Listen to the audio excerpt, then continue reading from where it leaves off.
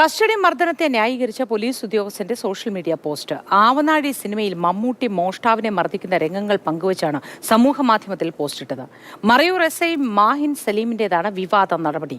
വിദ്യാർത്ഥിയെ മർദ്ദിച്ചതിന് സസ്പെൻഷൻ നടപടി നേരിട്ടയാളാണ് മാഹിൻ. ജെയിനിസ് രാജു വിവരങ്ങളുമായി ചേർന്നു. Jain, good morning. ഇത് കണ്ടിട്ട് സത്യം പറഞ്ഞാൽ ചിരിയാണ് വരുന്നത്.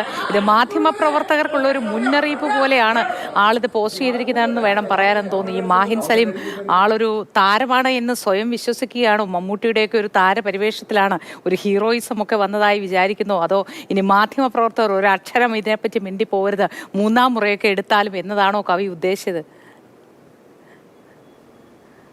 അങ്ങനെ കൂടി നമുക്കൊരു ഭീഷണി ആ സന്ദേശത്തിൽ ഉണ്ട് എന്നുള്ളതാണ്. പക്ഷേ ഏറ്റവും പ്രധാനപ്പെട്ടത് ഈ പോലീസ് ഉദ്യോഗസ്ഥരുടെ മാനസികാവസ്ഥയെ സംബന്ധിച്ചാണ്.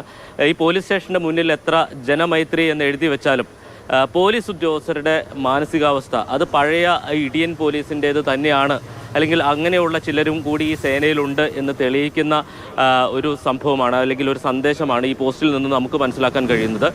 നാട്ടിൽ ഈ മൂന്നാം മുറയിലൂടെ മാത്രമേ കേസ് തെളിയിക്കാൻ കഴിയൂ എന്ന് വിശ്വസിക്കുന്ന ചില പോലീസുകാരുണ്ട്. ആ ഗണത്തിൽപ്പെട്ട ഒരാളാണ് മാഹിൻ സലീം എന്ന് തന്നെ പറയേണ്ടി വരും. കാരണം നമുക്കറിയാം, ഈ രാജ്യത്ത് ഈ മൂന്നാം മുറ ഉപയോഗിക്കുക, അല്ലെങ്കിൽ വിവിധ പോലീസ് സേനകളുണ്ട്.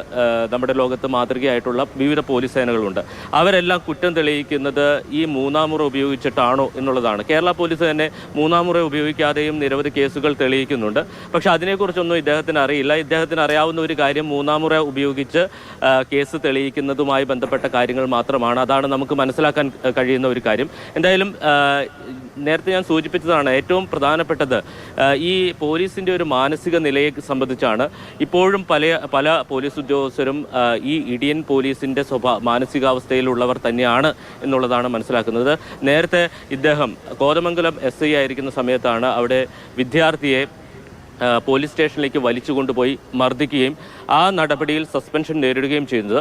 അത് ഒരു SFI പ്രവർത്തകനായിരുന്നു. SFI പ്രവർത്തകനായതുകൊണ്ടാണ് അദ്ദേഹത്തിന് അച്ചടക്ക നടപടി നേരിടേണ്ടി വന്നത്. SFI പ്രവർത്തകർ പോലീസ് സ്റ്റേഷൻ്റെ മുന്നിലേക്ക് വന്ന് അസഭ്യം പറഞ്ഞു. ഇതാണ് SI പ്രകോപിപ്പിച്ചത് എന്നുള്ളതായിരുന്നു അന്ന് പുറത്തു വന്ന വാർത്തകൾ. എന്ത് പ്രകോപനമുണ്ടായാലും മൂന്നാം മുറ ഉപയോഗിക്കാനുള്ള അധികാരം പോലീസിനില്ല എന്നുള്ളതാണ് മനസ്സിലാക്കേണ്ടത്. ആ ഒരു ബോധ്യം മാഹിൻ സലീം അടക്കമുള്ള പോലീസ് ഉദ്യോഗസ്ഥർക്ക് ഉണ്ടായിട്ടില്ല എന്ന് വേണം കരുതാൻ.